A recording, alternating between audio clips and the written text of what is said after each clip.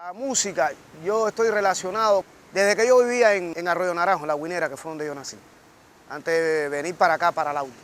Y entonces mi mamá no nos dejaba ir a nada de eso, porque yo aprendí todo eso, pero mi mamá de eso no sabe nada. Mi mamá de eso no sabe nada, nosotros no le fugábamos, porque ella nos decía, no se metan aquí, nosotros nos metíamos para ver, ¿no? Curiosidad de muchachos. Al oír eso, ya nosotros, ese ritmo se te va, tú lo vas interiorizando y lo vas aprendiendo. Y ya nosotros nos poníamos, cuando veíamos eso, llegábamos a la casa y nos poníamos arriba de un taburete, arriba de la mesa, a tratar de hacer ese ritmo. Y ya después, cuando venimos para acá, para el auto, en la escuela, había un profesor que le gustaba mucho el folclore y eso, y canta, empieza a cantar, ¿no? A hacer pruebas entre los muchachos y entre esos muchachos tengo la suerte de que me cante. Y nada, y empezamos a hacer ya de la escuela. Yo tenía 7 años para 8 años. En mi casa nos reuníamos la familia, el cumpleaños de un familiar, y entonces sacábamos los cajones, y nos poníamos, hacíamos una fiestecita y yo cantaba. Entonces yo tenía un tío mío que ya murió, que era compositor, Roberto Núñez Povea. Él ya sí estaba dentro del sector, ¿no? Como compositor.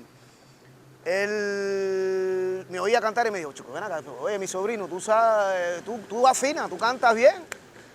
¿Por qué tú no te pones en serio para la música? Y entonces yo le dije, tío, ¿tú crees que ponte para el canto? Vamos a empezar que yo voy a... Entonces él me llevó a probarme con sus relaciones, ¿no? De sus amistades a la orquesta que él le daba temas, ¿no? Entonces me lleva a hacer la prueba a la orquesta de Pancho el Bravo. Ahí me prueban, que si yo sé cuándo. Me probaron, no tuve la oportunidad de entrar ahí, no era por lo que no lo hiciera bien, no, pero bueno, esa plaza ahí estaba completa, que ahí fue donde primero me probé. Estuve también probándome la Orquesta Monumental. En ese tiempo la Monumental estaba en el boom aquí en nuestro país.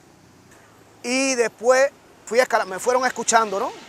Y ya los directores de orquesta empezaron a tener inquietud, ¿no? Porque, no sé, ellos que sabían de música, yo en aquel entonces no sabía de música.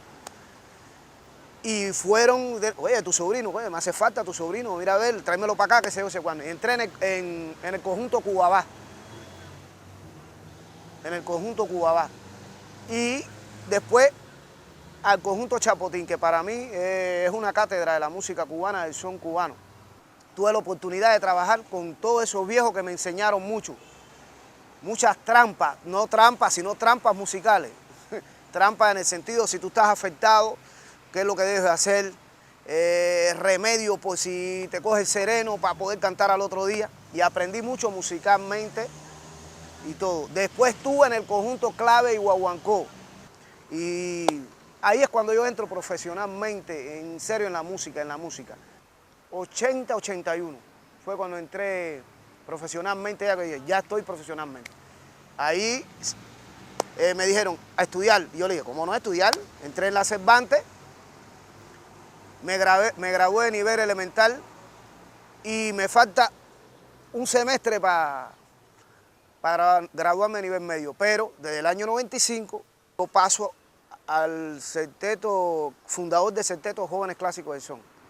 Y ahí empiezo a salir giras internacionales y tuve que pedir una licencia en la escuela. Entonces hasta ahora no he podido incorporarme a la escuela porque a veces estoy aquí, pero tengo trabajo y a veces tengo compromisos y eso. Y vaya, no he podido terminar el semestre ese que me falta.